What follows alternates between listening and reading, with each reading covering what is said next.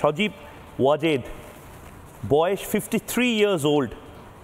জয় নামটা, ডাকনাম জয় দেওয়া হয়েছিল, মা বাবা জয় নাম দিয়েছিলেন। 71 সালে আপনার জন্ম, এবং 71 সালে যখন আপনার জন্ম হয়, তারপর 75 সালে ওয়েস্ট জার্মানিতে যখন ছিলেন তখন শোনেন দাদু মুজিবুর রহমানকে গুলি করে ঝাঁঝরা করে দেওয়া হয়েছে। ঠিক কী অভিজ্ঞতা সেই সোনার বাংলাদেশ থেকে আপনার মার চলে আসা এবং আপনার আমেরিকাতে থাকা? আপনার মায়ের সাথে কথা হয়েছে সজীব ভাই? জি, আমার মার সাথে, আপনাদেরকে অনেক ধন্যবাদ। আমার মার সাথে কথা হয়েছে গতকালকে।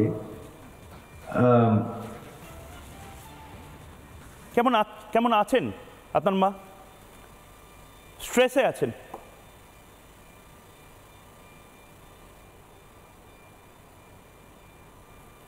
এই দেশের জন্য আমার নানা, আমার পুরা পরিবার জান দিয়েছে। আর তিনি এত কষ্ট করেছেন, গণতন্ত্র ফিরে এনেছেন, দেশকে উন্নয়ন করেছেন, জেল খেটেছেন। তারপরে যে ওনার সাথে এইভাবে অপমান করা হলো, এবং স্পেশালি এখন আমার নানার বাসাকে যেখানে আমার পুরো ফ্যামিলিকে হত্যা করা হয়েছে, সেইটা ধানমন্ডি। সজীব ভাই, একটু যদি জুমের যে অডিওটা আছে এটা যদি আনমিউট করেন, গোটা পৃথিবী আপনাকে শুনছে এই মুহূর্তে বাংলায় আর বাংলায়, একটু যদি আনমিউট করেন। 32 নম্বর ধানমন্ডির কথা বলছিলেন। 32 নম্বর ধানমন্ডির স্মৃতি আমাদের সবার আছে। শেখ মুজিবুর রহমানের স্মৃতি বিজড়িত বাড়ি পুরোটা জ্বালিয়ে দিয়েছে। তারা আমাদের সকল নেতা কর্মীদের উপর হামলা করছে, তাদেরকে খুঁজে বেড়াচ্ছে। আমাদের বেশিরভাগ মন্ত্রীদের বাসা তো জ্বালিয়ে ফেলেছে, অনেক এমপিদের বাসা জ্বালিয়ে ফেলেছে, কয়েকজন এমপিকে হত্যা করা হয়েছে। ক্রিকেটার মাশরাফির বাসায় লুট করে জ্বালিয়ে দেওয়া হয়েছে। হিন্দুদের উপর তো নির্যাতন শুরু হয়ে গেছে, মন্দির পুরানো হচ্ছে, সারা দেশে এখন লুটপাট চলছে, আইন শৃঙ্খলা বলে কিছুই। হিন্দুদের মন্দির পোড়ানো হচ্ছে বাংলাদেশে। এই বাংলাদেশ কি শেখ হাসিনার বাংলাদেশ? এই বাংলাদেশ কি শেখ মুজিবুর রহমানের বাংলাদেশ? সজীব ভাই, জবাব চাইছে বাংলা। না, এটা তো না। আজকে এটা হচ্ছে কারণ আওয়ামী লীগ আর ক্ষমতায় নেই। আওয়ামী লীগ যতদিন, শেখ হাসিনার যতদিন ক্ষমতায় ছিলেন, বাংলাদেশের মানুষ, বাংলাদেশের মাইনরিটি, বাংলাদেশের হিন্দু, তারা নিশ্চিত ছিল। আপনারা কি শেখ হাসিনা চলে গেছেন, সজীব ভাই, আপনারা কি আক্রমণ শুরু হয়ে গেছে? কারণ বিএনপি জামাত তারা হচ্ছে বাংলাদেশ থেকে হিন্দুদেরকে শেষ করে দিতে চায়। মানে আপনি আশঙ্কা করছেন যে হিন্দু শূন্য হয়ে যেতে পারে বাংলাদেশ?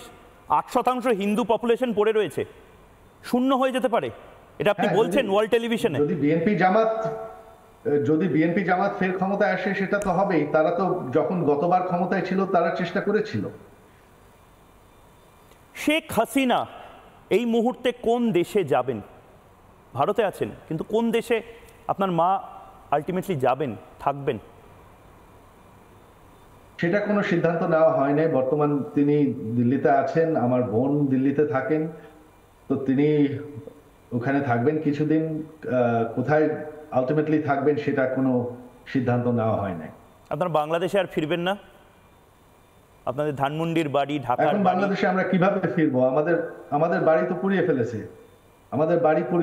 আমাদের সকলের বাড়ি পুড়িয়ে ফেলেছে। তারা তো আমাদেরকে জানে মারার চেষ্টা করছে। বাংলার মানুষ যদি এটা চেয়ে থাকে, এখন আমরা কি করব? অভিমান, আমরা খুবই হতাশ। বাসায় না ফিরতে পারার অভিমান। সজীব ভাই, শেখ হাসিনা এক রাতের নোটিসে তাকেও এরকম ভাবে বাংলাদেশ থেকে চলে আসতে হলো। এতটা ভয়ঙ্কর মৌলবাদীদের আক্রমণ বাংলা জুড়ে। হ্যাঁ, এখন কি করব? তিনি সিদ্ধান্ত নিয়েছিলেন যে ছাত্রদের উপর গুলি করা হবে না। এখন তারা যেভাবে আক্রমণ করতে আসলো, তখন দেখা গেল যে ওনার পদত্যাগ করার ইচ্ছা ছিল, তিনি প্ল্যান করে ফেলেছিলেন পদত্যাগ করার একদিন আগেই। তবে ওনার প্ল্যান ছিল যে ভাষণ দিয়ে পদত্যাগ করে একটি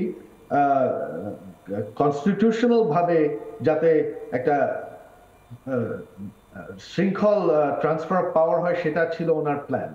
তবে তারা যখন গণভবনের দিকে আগানো শুরু করে বা ঘোষণা দেয় যে গণভবন আক্রমণ করবে, তখন আমরা সবাই, মা কিন্তু বাংলাদেশ ছাড়তে চাননি।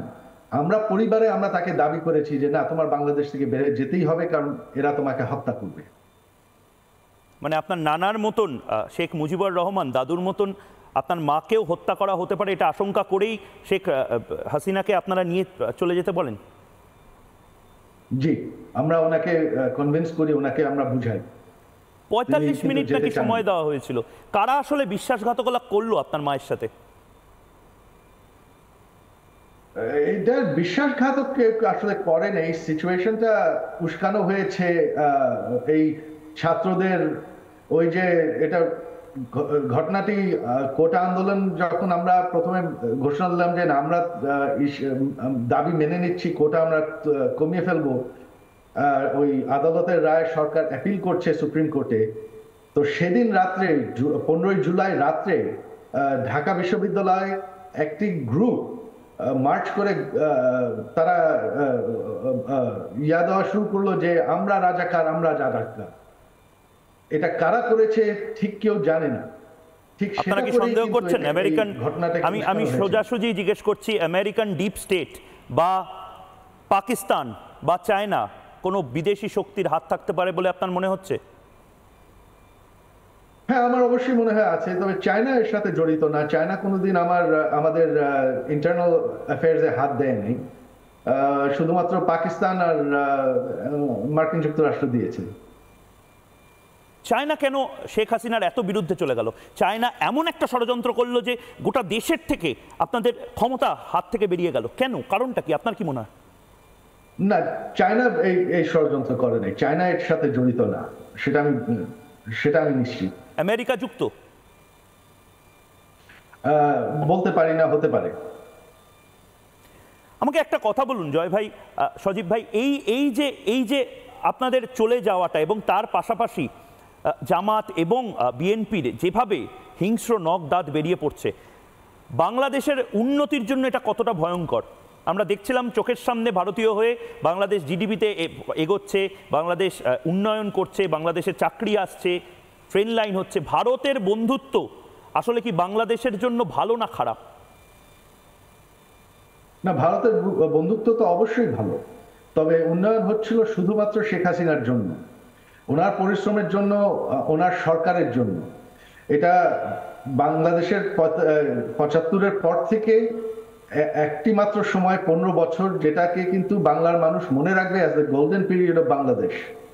তবে সেই উন্নয়ন কিন্তু এখন থেমে গেল। এখন আজকে দেখছেন যে এটা তো মানে কি বলবো, অ্যানার্কি চলছে। আর বিএনপি জামাত দুবার ক্ষমতায় ছিল, তারা তো একবারও কোনো উন্নয়ন করতে পারেনি।